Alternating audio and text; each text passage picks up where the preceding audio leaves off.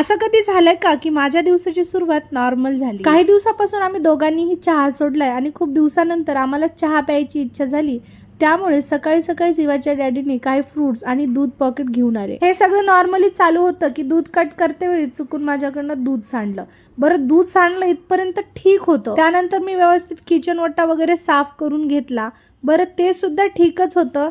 आता सांडले तर काय करणार, क्लीन वगैरे करून घेतलं. पण 2 मिनिटाच्या नंतर मला कच्च्या दुधाचा इतका घाणेरडा वास येत होता आणि मला अजिबात तो वास आवडत नाही.